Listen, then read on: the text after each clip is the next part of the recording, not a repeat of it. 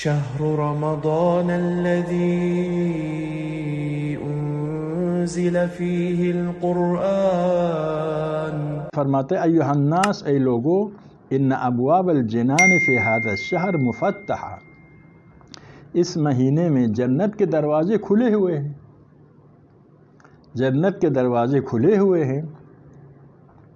فاسألوا ربکم، اپنے رب سے مانگو، اپنے پروردگار سے مانگو۔ رب کہنے کا مطلب یہ ہوتا ہے انسان کو خدا عدم سے وجود میں لاتا ہے، اس حوالے سے خدا خالق انسان ہے، خالق ہونے کے ناطے سے مالک انسان ہے، مالک ہونے کے ناطے سے رب انسان ہے، پالنے والا ہے۔ خدا جب ہمارا مالک ہے تو ہمارا پالنے والا ہے، مادی لحاظ سے بھی پالنے والا، روحانی لحاظ سے بھی پالنے والا۔ مادی لحاظ سے کیا ہے؟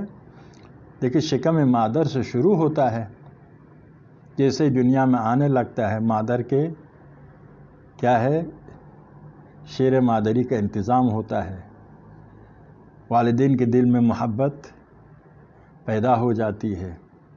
پھر بچے دنیا میں آنے کے بعد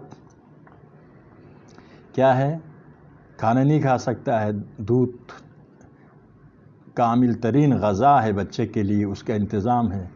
اور جیسے جیسا اس کے شکم میں صلاحیت پیدا ہوتی ہے کھانا کھانے کی، تو دودھ میں کمی آتی ہے، دودھ کافی بھی نہیں ہوتا ہے۔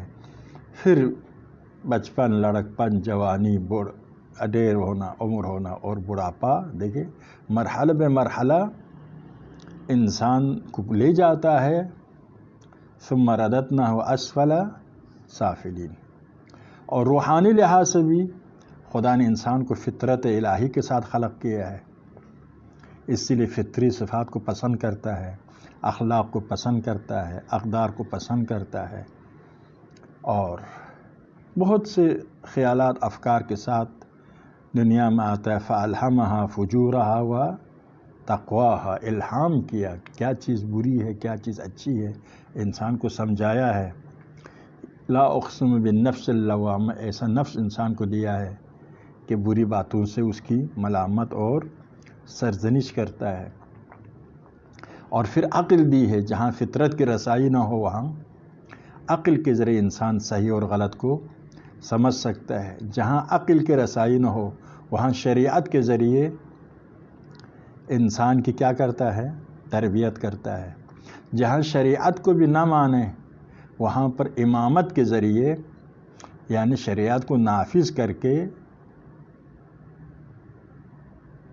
دل کے ذریعے اور حکومت کے ذریعے شریعت کو کیا کرتا ہے، نافذ کرتا ہے اور انسان کی تربیت کرتا ہے۔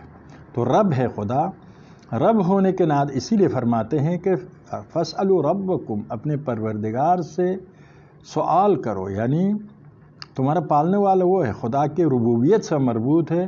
دنیا میں آنے کے بعد موت تک ہماری ساری ذمہ داری خدا کی ربوبیت سے اس کا تعلق ہے۔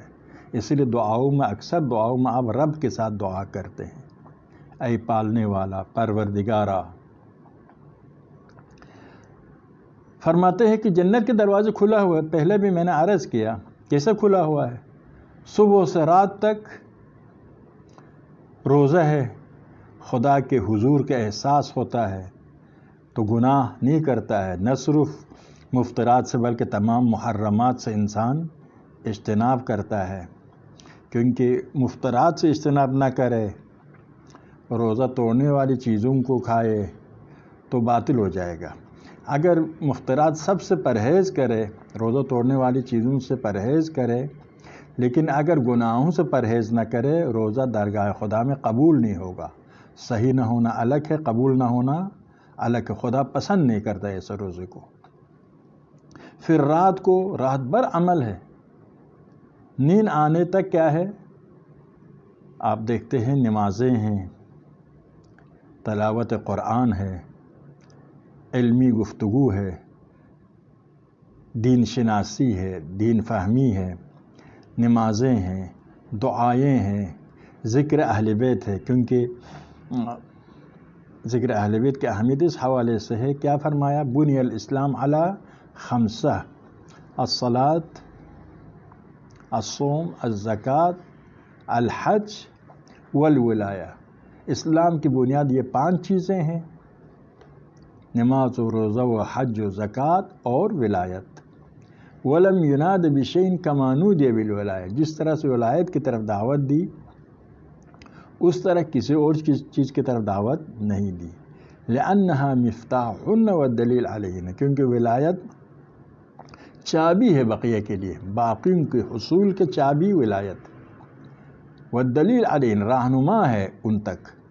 تو ولایت کے تعلق ہے دین پر عمل کرنا کا تعلق ولایت سے. یعنی آپ دین کی چابی ولایت ہے، دین کا رہنما ولایت ہے. تو ماہ رمضان میں اگر آپ چاہتے ہیں آپ کے روزہ صحیح ہو، آپ کی نماز صحیح ہو، آپ کی تلاوت صحیح ہو، تو ولایت کے سائے میں کیا ہے؟